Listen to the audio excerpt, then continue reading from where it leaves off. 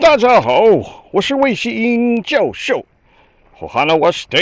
This is Professor Victor Singing Eagle yet again to torture my beloved Native American literature students with more stuff. You ready? Here we go. So, we are going to wander the land some more. So, let me turn the camera around, or more precisely, my iPad with a crappy camera. I was telling you about these trees, which the crazy Indian boy loves to plant.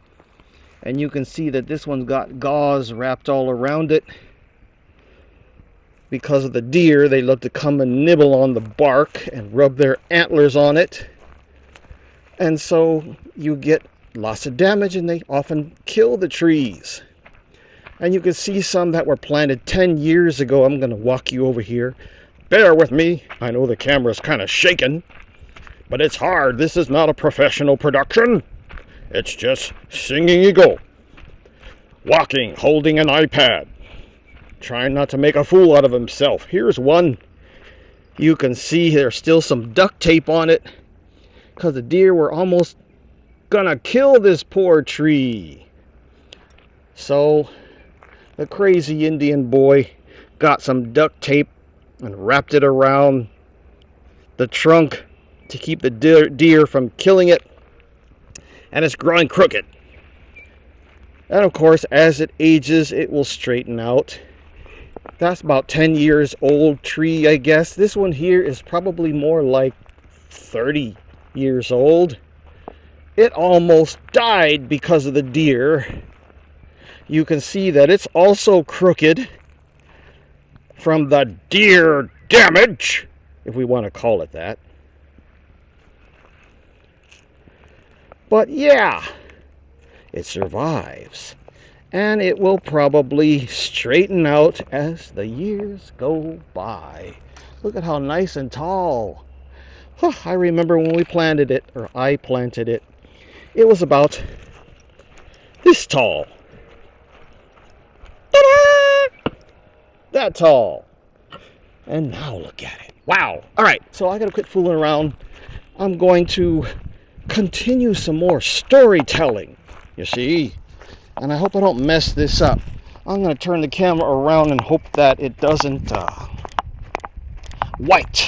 turn all white on us like it often does. This is not a very good camera.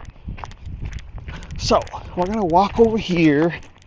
If you recall, I was telling you a story about this land, and I was telling you that this was once a Shasta Indian civilization, teeming, bustling with life. Again, this area has deer, quail, rabbit, all kinds of fish. Used to be trout, rainbow trout in the river, and long ago even salmon. Of course, you'll never see a salmon in there again for a long time until after human civilization is gone.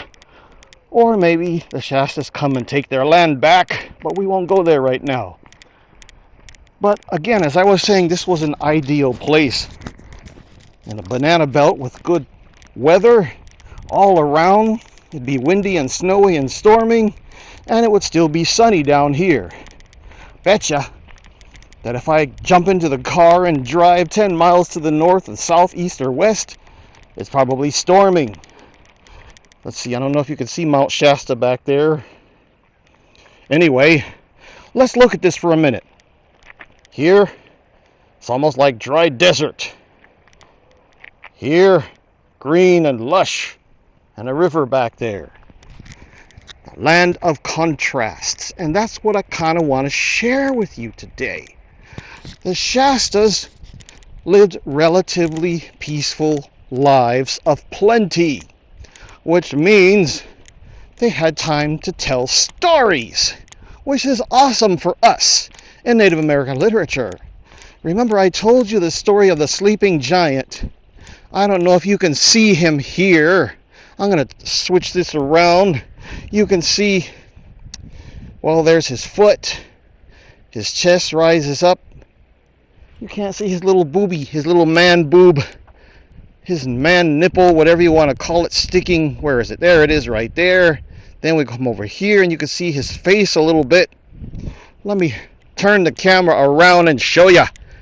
Maybe you can't see that because there's mountains and trees all around, but if you were standing in a good spot, you could just make out the sleeping giant's forehead,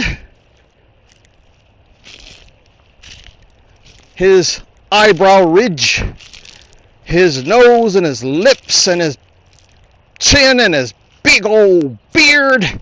Then his chest rises up, and there's his little man booby nipple, and then his chest falls, and then we got the rest of him and his chest and his trunk and then his feet down there. Now, we're going to knock it off there, and I'm going to sit down by the river again and try to tell a story. Well, actually, I'm going to read to you again, bearing in mind that your professor does not like reading. Because you know some professors, that's all they do is sit around and read to their students and bore them with nothing of any substance. The story I'm going to read, oops, there goes the camera. There we go. Put my thumb on the stupid screen or on the camera. Is from this one. I don't know if you can see that. It says here, That Guy Wolf Dancing by Elizabeth Cook Lynn. So let's try to read. I'm going to set the camera facing the water and the mountain. And you just have to listen. You don't need to look at me anyway. I'm ugly. Ugly! Ugly! Is it going to work? Sorta. Hope I don't break my iPad. That's pretty cool.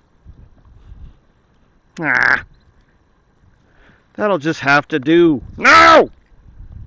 It's not going to do. How about that?